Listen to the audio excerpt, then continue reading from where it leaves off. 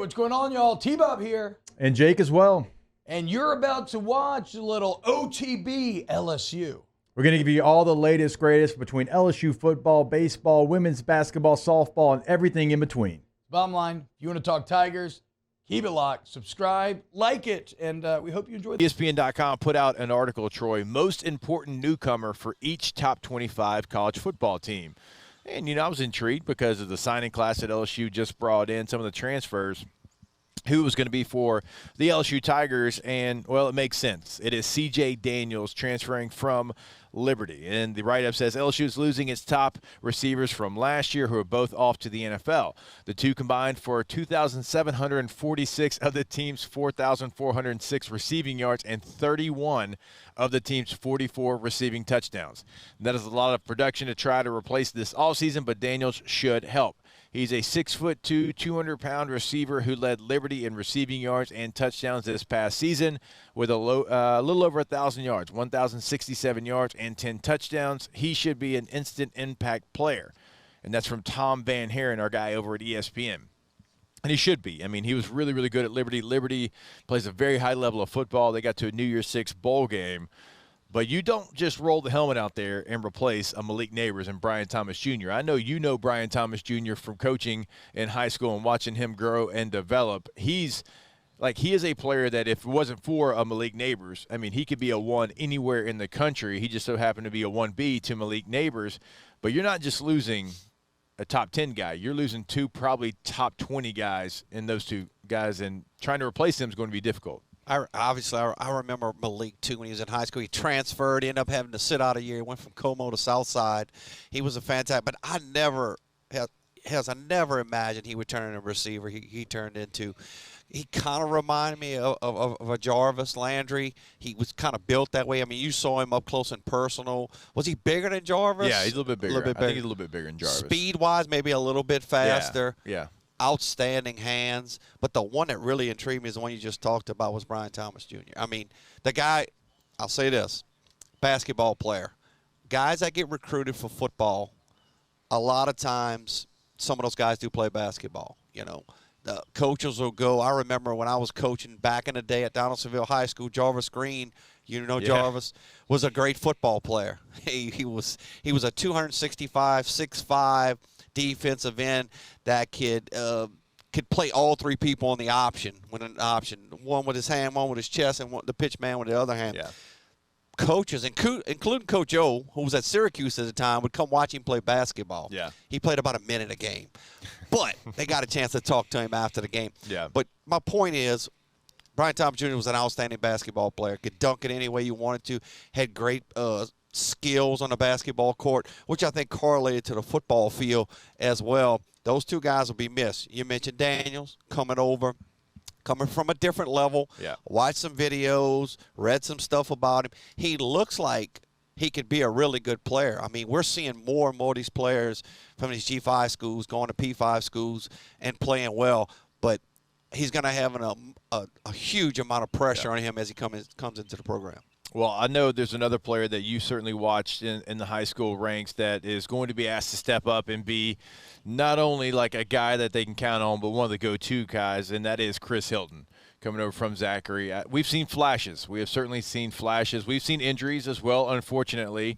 We know what kind of speed that he has, but Chris Hilton's going to have to step up as well. Like, he is going to have to be somebody that in 11 personnel is on the field at all times. 22 receptions in his first 3 years. Yeah. I look for him to probably double that jumping into this next season.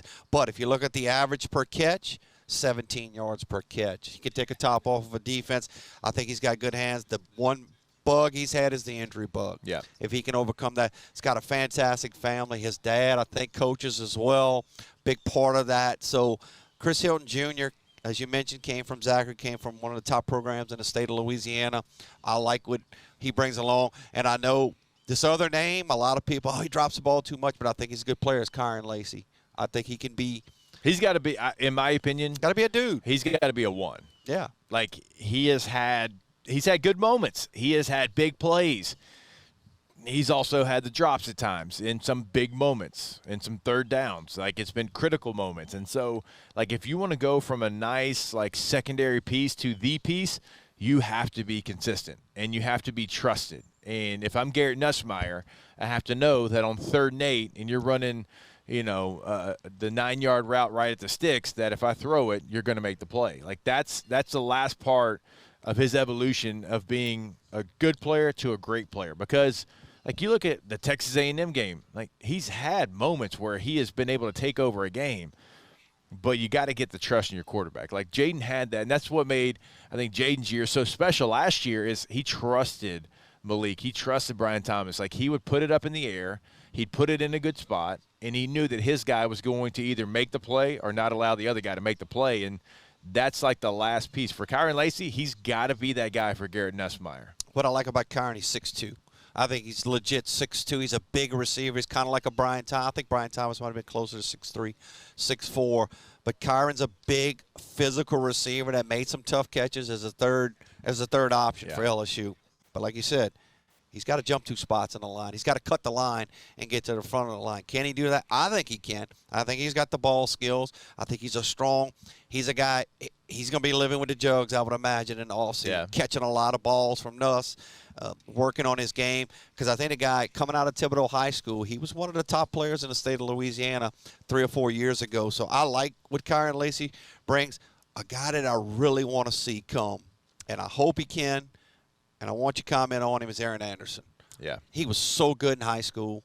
He looked, this past year at LSU, just didn't look comfortable. No. Just did not look comfortable. There was a lot of times. And so, like, in the return game, like, that's what he was brought in for, because you were so bad in the return game 2 years ago. You brought him in to be that guy, to be the spark plug, to be able to catch punts and actually have a punt return, to do something more on kickoff return. Like, he was a guy that you identified in the portal at being a game changer. And you're right, we saw him do that at the high school level. And, like, one muff punt, it's like, all right, you're done. You're out. And then you became fair catch, again. It's like multiple years in a row where you go back there, you don't even have the threat of a punt return. And I know you don't have a lot of returns in college football anymore because of the shield punt. There's no rules. You can be down the field as far as you want before the punter kicks it, and so that plays into it as well. But he was supposed to be, a playmaker where you could give a now screen. You could give a bubble screen, too, in the offense. And his skill set was to be able to run it like a running back and find that crease and hit some big plays, and that never happened. And then to Troy's point, there's a lot of times he'd be out there and I'd see him patting his chest.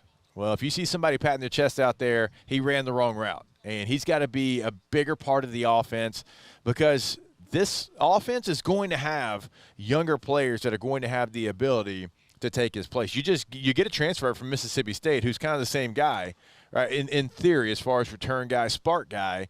So it's going to be tough for him, I think, to get on the field. He's going to have to prove himself. And then also, we haven't even mentioned guys like Shelton Sampson Jr. from Catholic High, right? He was a freshman last year. You talk about big body receiver. I mean, he's got the length as well. That's somebody that wants to find his way onto the field. So this room is deep. Now, it's not experience, but it's a deep room. Going back to Anderson, I would agree with you. I want to talk about Sampson in a second, but Aaron Anderson, I think his time, I think he can catch the football. His athletic ability is off the charts.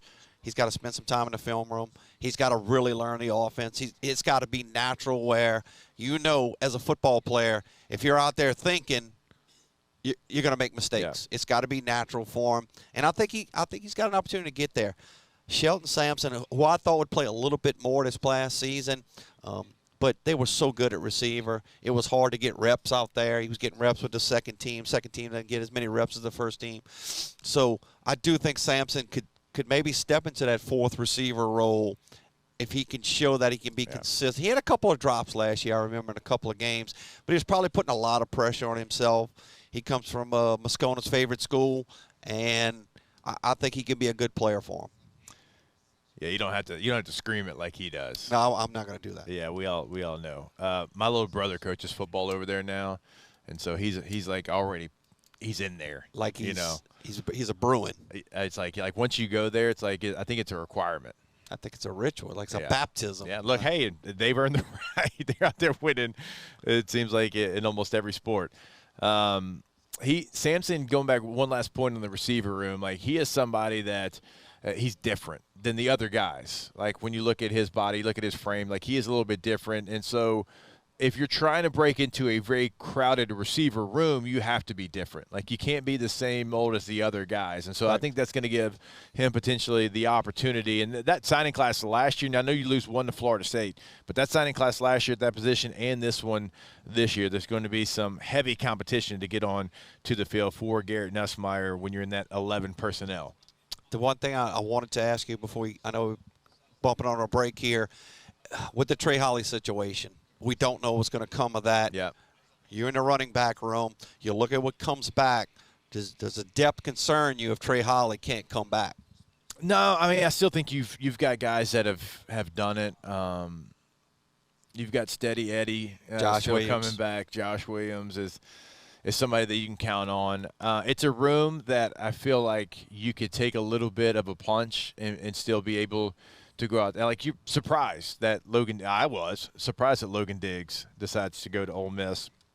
And so you still got some there. And also, I hate to talk bad about my own position, but it is the one position that I've always said you can come in the fastest and play from high school to college. You can either run the football, Troy, or you can't. You're either born to be able to run zone or you can't. Like, so for me, and there's not a lot of pass protection in college football anymore either. Like, that was always the thing. Like, you could come in, run the football. Could you pass protect? Nobody asked anyone to pass protect anymore, right? It's like you have one check and you go, or you have a free release.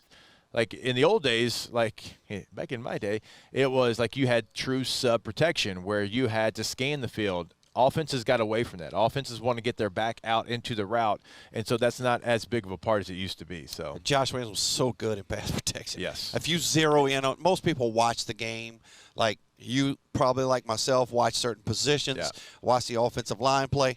The amount of blitzes that guy picked up and decleated people from his running back position. He's got to be one of the strongest guys, pound for pound, on a football team. Caden Durham comes in. With the Trey Holly situation, Durham probably may jump up anyway, even if Holly is back, but I think he's huge for him next year. Yeah, and then Caleb Jackson. And Caleb Jackson's somebody that I think is going to get a lot of run next year. Now, the things that you'd like to see him continue to work on, like the pass protection, yes, because you don't want to fall into tendencies. Like, you don't want to be in there, and it's like, all right, when Caleb Jackson's in the game, it's going to be a run, and when Josh Williams is in there, it's going to be a pass. So, that's on you to be able to continue to develop those skill sets for those players. He's got to work on that, but also hold on to the football. You got to be, like, if you're going to be a punishing runner, which he absolutely is, you have to be able to do those things, but also have the football high and tight. Like, and there is a skill to that. Like, if you're going to be a physical runner, we know you can run through people, but you can't be careless with the ball when you're running through those people. I think there was times last year in games and at practice over on the Ponderosa where you'd put the ball on the ground, and that will be the quickest thing to not get you on the field at the running back position. You'd like to see a little bit softer hands. Ole Miss game, you're trying to get him involved because he is a freak athlete. He's going to be an incredible football player. You try to get him into the flats, you throw one, would have been a first down, maybe changes the narrative of the game. He drops it. You see Brian Cale in the sideline. You can read why is he in there. Get an older guy in there. Yes, and so those are things that he has to work on. But if he does, you're talking about somebody that's got a rare skill set of size and speed. How many times you fumbled in college? Once? Once. I thought so. Just one time. One time against Georgia and Thomas Davis. You never forget that. No, the ball went like 20 feet in the air, I think. Did you carry it for the next week? Like between classes, stuff like that? Man, that was not a good time. We got our butts kicked, too, in Athens. It was like 45-7 or something. David Green completed like 19 of 20 passes. Lefty. Xavier Carter took a knee on the one. That was a big play from that game that a lot of people remember. Right. Yeah. It's the last time that I said, hey, you got open grass. Let's go challenge the All-American Safety 101 to try to set a tone. That never happened again. Thanks for bringing it up, though, Troy. Wow, Jake, what incredible takes. I mean, those guys, they're just the best. I think so. And if you think so, again, hit the like button, subscribe, ring the bell so you get notifications when we post every single day here on OTB LSU.